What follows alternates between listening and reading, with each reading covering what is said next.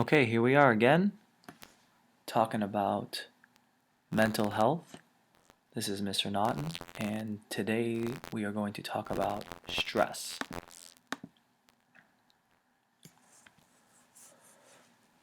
The definition of stress, the definition that will be on the test and will be on a quiz, what I want you all to remember is the effect of physical and psychological demands on a person.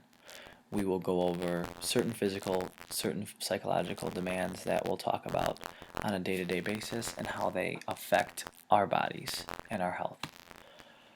So, one of the questions you should be asking yourself is, can stress be good? Well, there are two kinds of stress, and the good stress is called eustress.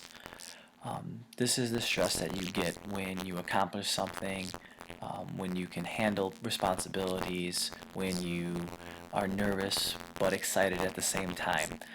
So you need just a good amount of this eustress in your life. This is what helps you reach that potential that we talked about in the first unit for your optimal health. And then, obviously, there's the bad stress, which is called distress.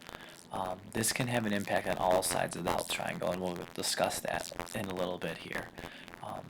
You don't want too much of this stress because you will see the negative consequences of distress. And I think we easily associate the word stress with the bad type of stress of, constant demands of day-to-day living and expectations and everything that's going on in our life. But just remember, there is some good stress and there is some bad stress, and it's okay to have a balance of both. Interesting thing, the most heart attacks actually happen on Monday mornings.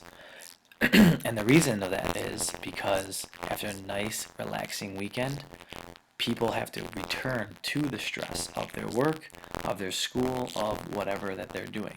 The majority of the people work 9 to 5 jobs and work Mondays through Fridays. So when they get a chance to relax and take it easy during the weekend, then Monday morning hits and that stress of work or that stress of school hits all over again. So that is why statistically people actually have heart attacks, and they actually occur more often on Monday mornings. Pretty interesting phenomenon. So, what happens when you are stressed? What is your body doing? How is it responding? Well, the first thing that your body's going to do is the body's going to set off its internal alarm clock. This is going to release the stress hormone.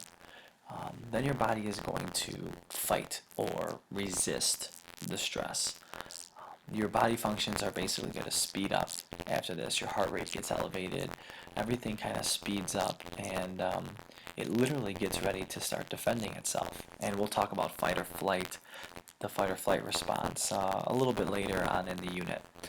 Then what happens after the stress is over, or you start calming down? Well, one of two things can happen.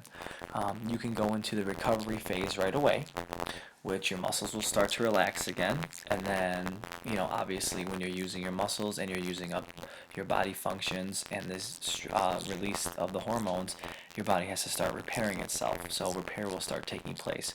Or too much stress can cause an exhaustive phase, which means that your recovery will be delayed, and this is when you're more susceptible to illnesses and diseases because your body is taking too long to recover from a stressor when it should only take a little while to recover from. Here's just a couple of things, not a couple, actually a lot of things of what happens when your body's going through stress. And this is what we were talking about, the fight or flight response. When you're faced with stress, your body naturally wants to either do one of two things. Either it wants to fight the stressor, or it wants to run away, or in this case we call it flight the stressor. Okay, so with both responses, everything in the body is in this picture is happening. So whether you're fighting or flighting, all this stuff is happening, and we'll get into a little more detail of why it's happening. So your hearing ability increases with your blood clotting ability. What else increases? Your breathing rate increases. Your heart rate and blood pressure increases. Your sweating increases. the pupils open up wider to take in more light. More blood is going to the brain. Okay, obviously adrenaline is released, and that is a hormone that is released into the body um, to make sure the muscles are ready and the brain is ready to go for any type of negative effect. When we're talking about fight or flight, we are talking about like the basic natural instinct of survival, to where when your body is dealing with any type of stressor, your body is automatically getting into survival mode. And this is what's going on. So all of those things that are increasing are going to help you survive. And all the things that are decreasing, like urine production is decreasing, the digestive system is slowing down, and other things that are going on in the body, is because your bodily functions don't need to be worried about that right now. The one thing they're worried about is survival. So when we're talking about adrenaline, this is going to cause an increase in all of your body functions, including your heartbeat and your heart rate. Your liver is going to release glucose into the bloodstream to the muscles to prepare the muscles, to give the muscles as much energy as they need, because the body does not know how much energy you're going to need when you're in this stage. The arteries to your stomach are going to constrict, which means that there's more blood going to the muscles, and your digestive system's kind of shut off for a little bit, because your body doesn't need to be worrying about breaking down food at the moment. It's worrying about surviving. So this is what is interesting about this, is because if this continues, if the stress is constant, that actually can cause the stomach lining to start dying, resulting in an ulcer. And you should know that an ulcer is, in the most simplest forms, basically a hole in the stomach. So for a lot of people, if they're dealing with a lot of stress, they can internally ruin their organs. So what's one of the best ways to handle stress? Exercise. Okay, when your body is going through this fight or flight response and the excess fats and sugars are in the bloodstream, exercise is the best way to use up those excess fats and sugars. So if you feel stressed out, if you can get away for a little bit from whatever is stressing you out, go for a walk, go for a run, go for a swim, go work out, go punch a punching bag, do whatever you need to do, but go and exercise, because it's actually going to get all of these excess stuff out, and your heart rate's going to be going anyways. You're going to have a lot of adrenaline going anyways. You might as well use it to your advantage. Might as well use it for some good. And then obviously we're always going to kind of end our PowerPoints when we're talking about things that can stress you out or things that are negative for you, is how to make a negative and turn it into a positive. We talked about sleep. Obviously getting enough sleep is going to be able to handle stress a lot better. Balance your work and play. Okay? You're in school for a very long time, so make sure you're doing things that you enjoy when you get out of school. Make sure you're making time for that as well. Talk to people. Talk to friends, talk to adults, talk to people that you know and trust. If you're having problems, find someone to talk to.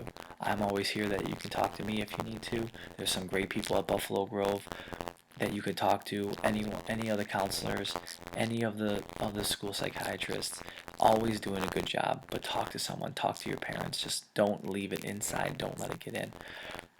We will talk about proactive versus reactive behavior. If there's a stress going on in your life, don't point the finger at somebody else. Okay? Just control what you can control. And plan one thing at a time and plan ahead. Okay? Do one thing at a time, plan ahead. Make sure that these stressors don't just pop up like something's due the next day and you don't do it until the morning of.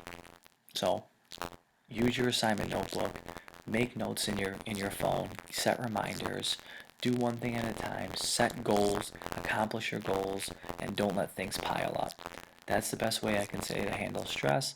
I hope that you are handling your stress in a good, healthy way. If not, please come talk to somebody and we can figure out a way for you to better handle your stress. That's all I have for you today. Mr. Naughton is signing out. Until next time, thank you for listening.